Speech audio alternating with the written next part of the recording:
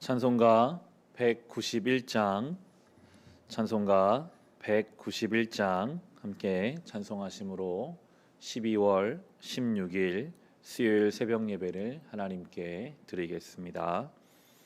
찬송가 191장입니다.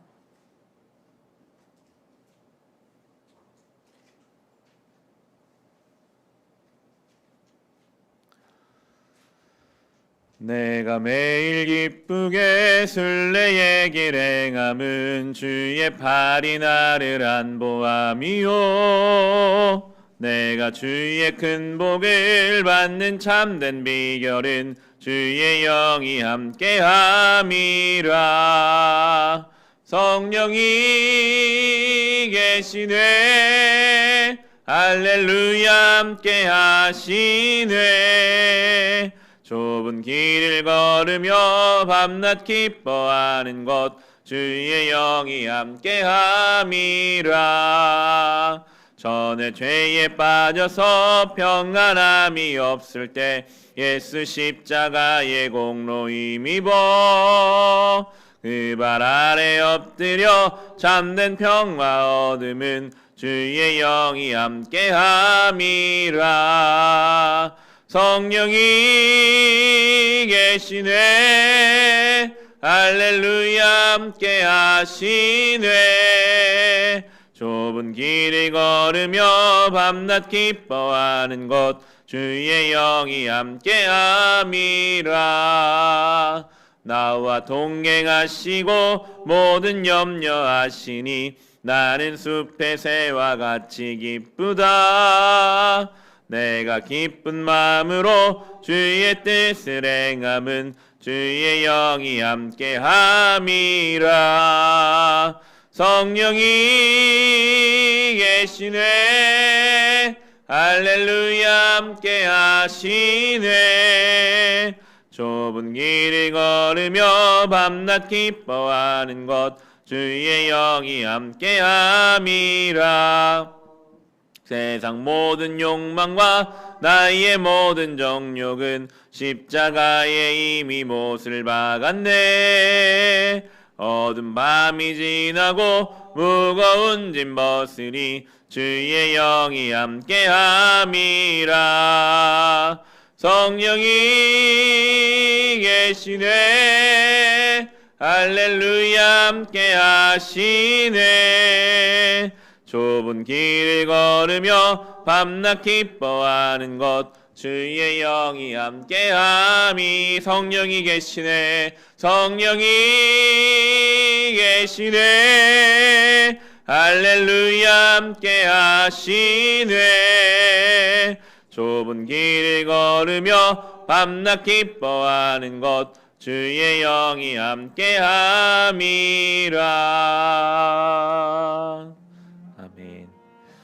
함께 기도하실 때 우리 교회 예배를 위해 기도합시다. 오늘 수요일 수요 성경학교 가운데 은혜 주셔서 말씀이 깊이 다루어지게 하시고 이 시간을 통해 모든 성도들이 우리 교회가 하나님 말씀 위에 굳게 서는 시간 되게 하여 주옵소서.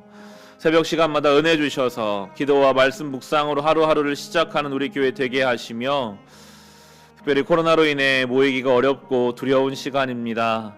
이 전염병의 위험에서 우리를 지켜 보호하여 주시옵소서. 우리 함께 기도하겠습니다.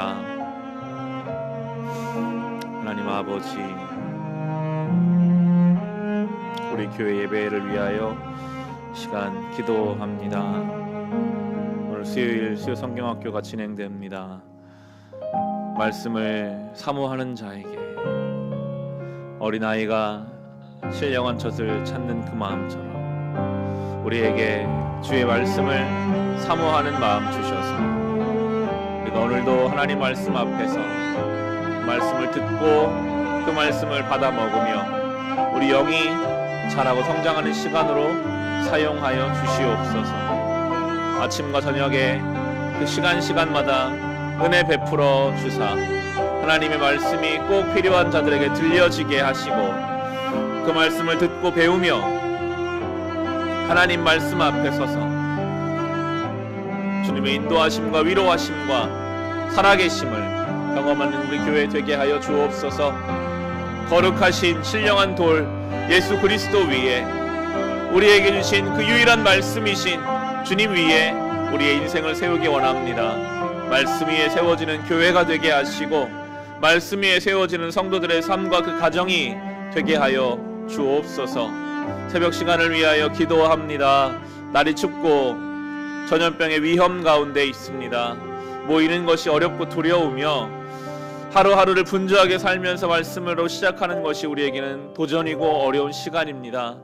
그러나 주님, 이스라엘 백성이 그 광야길을 시작할 때마다 늘 구름 기둥과 불 기둥을 바라보며 그 광야길을 걸어갔던 것처럼 아버지, 우리도 하루를 시작할 때마다 하나님 말씀을 바라보며 하나님께 예배하며 기도하며 삶 모든 순간순간을 주님께 맡기며 시작하는 이 첫 시간 주님 앞에 귀하게 드리게 하여 주옵소서. 날이 추워도 주님 앞에 나와 기도하게 하시고 삶이 분주하고 바쁠수록 더 시간을 내어 주님 앞에 엎드리게 하여 주옵소서. 아버지,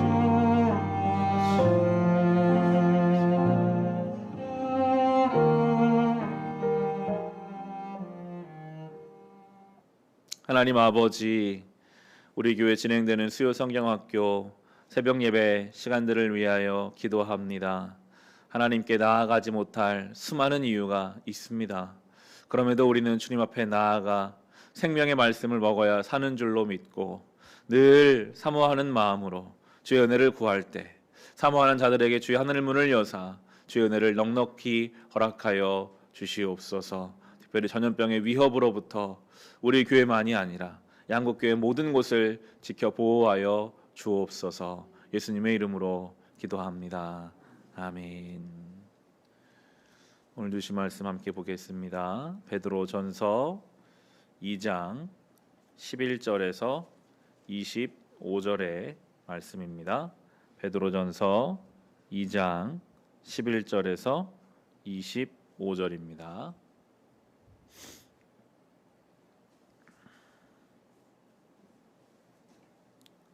베드로전서 2장 11절에서 25절의 말씀, 주신 말씀 우리 함께 읽겠습니다. 사랑하는 여러분, 나는 나그네와 거류민 같은 여러분에게 권합니다. 영혼을 거슬러 싸우는 육체적 정욕을 멀리 하십시오. 여러분은 이방 사람 가운데서 행실을 바르게 하십시오. 그렇게 해야 그들은 여러분더러 악을 행하는 자라고 욕하다가도 여러분의 바른 행위를 보고 하나님께서 찾아오시는 날에 하나님께 영광을 돌릴 것입니다. 여러분은 인간이 세운 모든 제도에 주님을 위하여 복종하십시오. 주권자인 왕에게나 총독들에게나 그렇게 하십시오. 총독들은 악을 행하는 사람에게 벌을 주고 선을 행하는 사람에게 상을 주게 하려고 왕이 보낸 이들입니다. 선을 행함으로 어리석은 자들의 무지한 입을 막는 것이 하나님의 뜻입니다. 여러분은 자유인으로 사십시오. 그러나 그 자유를 악을 행하는 구실로 쓰지 말고 하나님의 종으로 사십시오. 모든 사람을 존중하며 믿음의 식구들을 사랑하며 하나님을 두려워하며 왕을 공경하십시오. 하인으로 있는 여러분, 극히 두려운 마음으로 주인에게 복종하십시오. 선량하고 너그러운 주인에게만 아니라 까다로운 주인에게도 그리 하십시오. 억울하게 고난을 당하더라도 하나님을 생각하면서 괴로움을 참으면 그것은 아름다운 일입니다. 죄를 짓고 매를 맞으면서 참으면 그것이 무슨 자랑이 되겠습니까? 그러나 선을 행하다가 고난을 당하면서 참으면 그것은 하나님께서 보시기에 아름다운 일입니다. 바로 이것을 위하여 여러분은 부르심을 받았습니다. 그리스도께서는 여러분을 위하여 고난을 당하심으로써 여러분이 자기의 발자취를 따르게 하시려고 여러분에게 본을 남겨 놓으셨습니다. 그는 죄를 지으신 일이 없고 그의 입에서는 아무런 거짓도 찾아볼 수 없었습니다. 그는 모욕을 당하셨으나 모욕으로 갚지 않으시고 고난을 당하셨으나 위협하지 않으시고 정의롭게 심판하시는 이에게 다 맡기셨습니다. 그는 우리 죄를 자기의 몸에 몸소 지시고서 나무에 달리셨습니다. 그것은 우리가 죄에는 죽고 의에는 살게 하시려는 것이었습니다. 그가 매를 맞아 상함으로 여러분이 나음을 얻었습니다. 전에는 여러분은 길 잃은 양과 같았으나 이제는 여러분의 영혼의 목자이며 감독이신 그에게로 돌아왔습니다.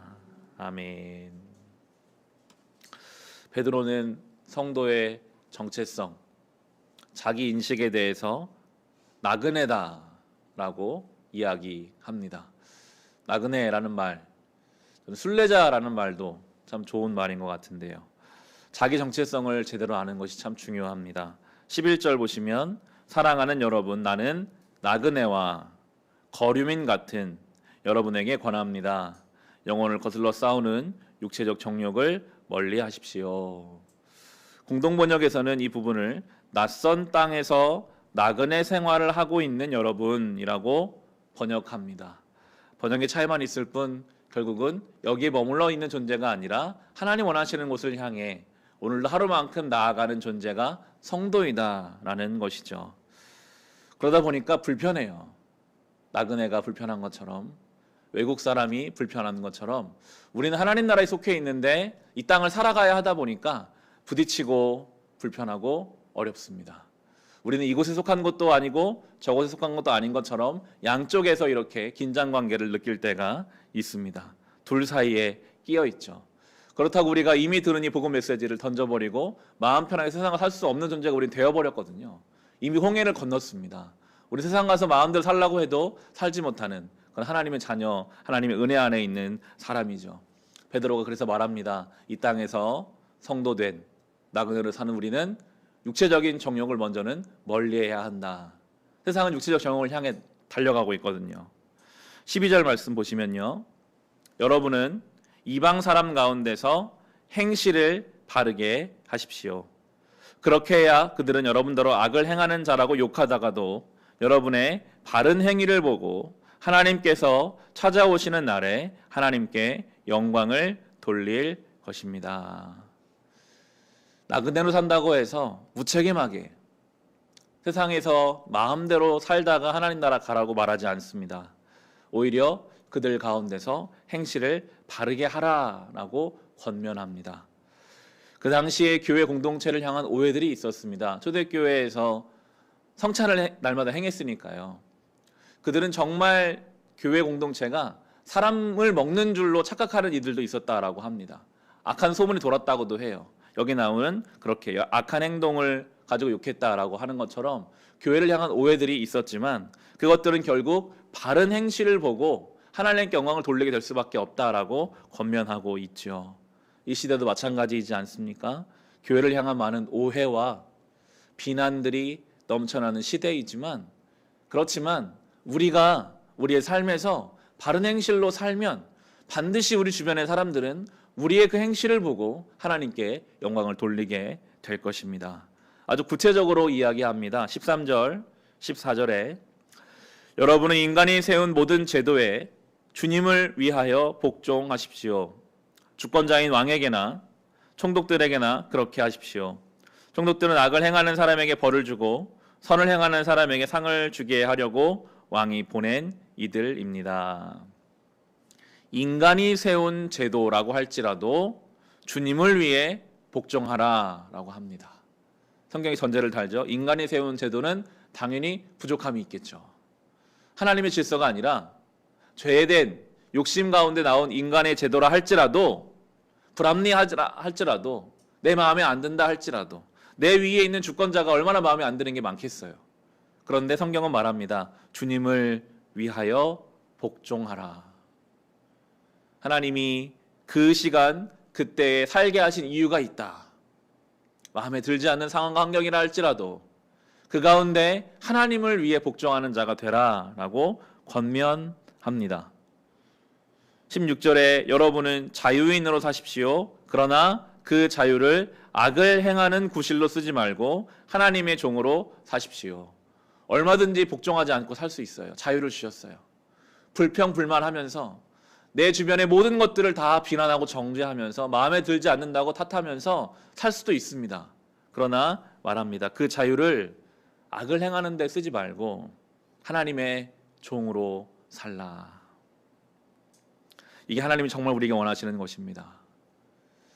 하나님을 떠나면 진정한 자유가 있을까요?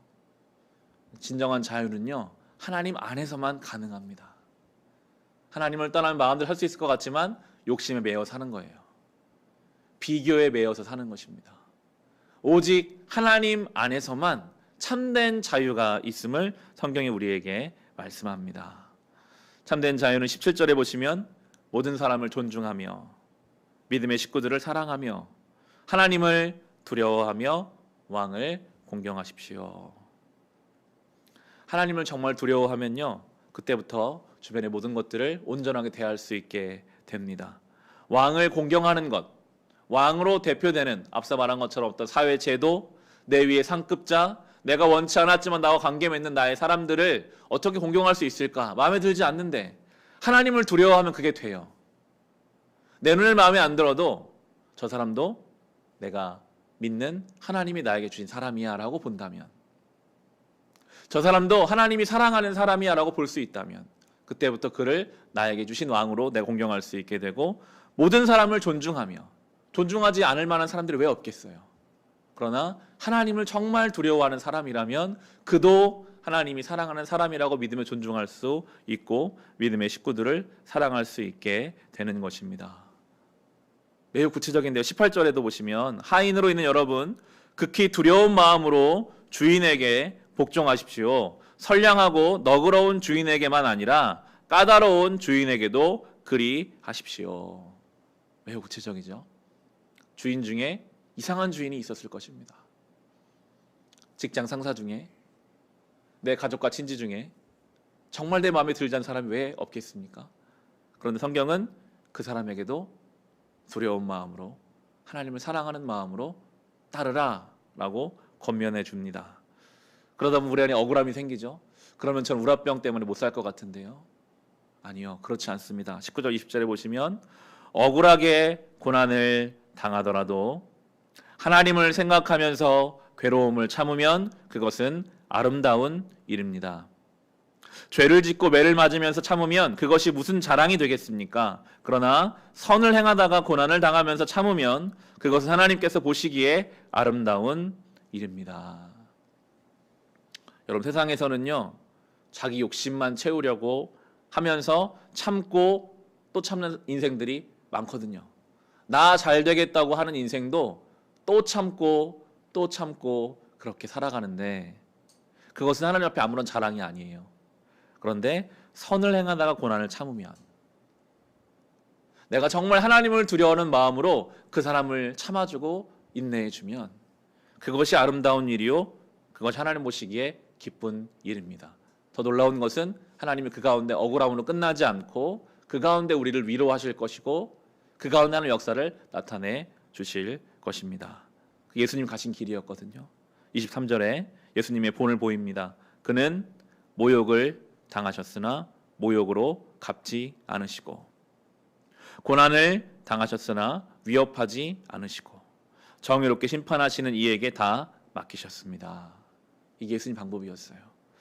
우린 잘 안 되거든요. 모욕을 당하면 모욕을 주고 싶어요. 해명하고 싶어요. 가서 한마디에 쏘아 붙여주고 싶어요. 그렇지 않으면 내가 바보가 될 것 같아요. 고난을 당하면 위협을 해서라도 다시는 나를 건드리지 마라, 위협해서라도 고난을 당하지 않고 싶은, 내가 해결하고 싶은 마음이 있죠.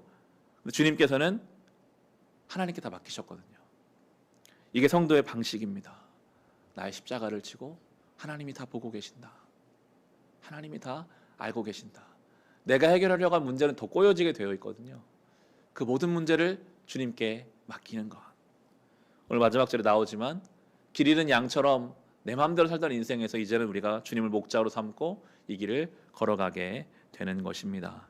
이 하루를 이 말씀 붙잡으며 순례자로, 나그네로, 우리에게 주신 자유를 가지고 하나님의 참된 종으로, 인간의 제도와 내 주변의 모든 사람들이 설령 내 마음에 들지 않는다 할지라도 하나님을 사랑하고 두려워하는 마음으로 그것들을 인정하고 품으며 살아갈 수 있는 저와 여러분 될 수 있기를 주님의 이름으로 축원합니다.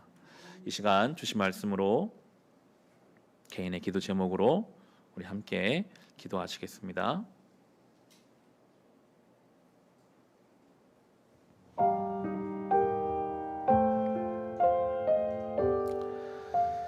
아버지, 인도하시니 감사합니다.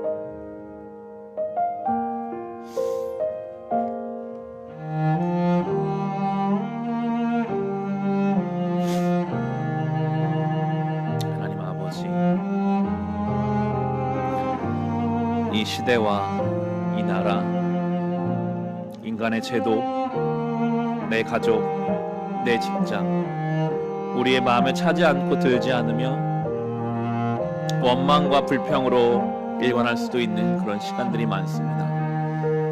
그러나 주님, 오늘 이 말씀 우리에게 주신 말씀인 줄로 믿습니다.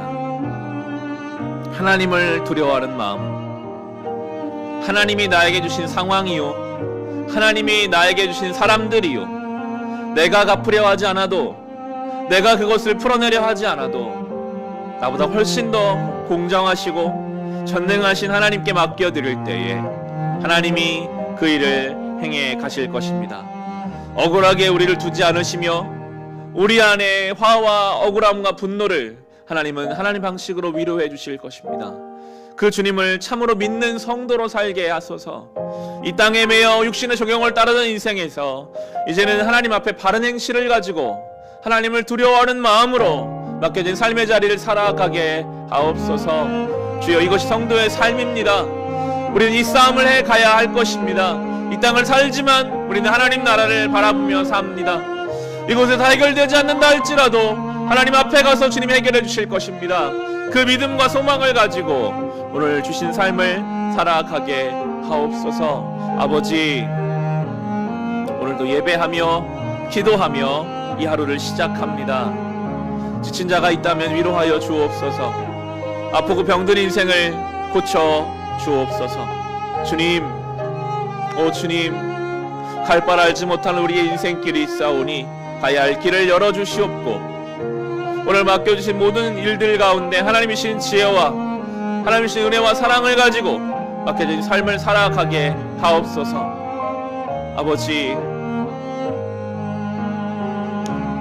이 하루 주님 앞에 간절히 기도하는 기도 제목들 아십니다. 신실하게 응답하여 주시되 우리의 뜻과 우리의 생각이 아니라 아버지의 뜻대로 하옵소서. 그 하나님을 믿을 수 있는 믿음을 우리에게 주시옵소서. 주님, 연약한 죄인입니다. 오늘도 주님의 이끌어 주심이 없으면 우리는 이 길을 갈 수 없습니다. 겸손히 주님 앞에 엎드립니다. 주여, 우리를 불쌍히 여기사 은혜 베풀어 주옵소서.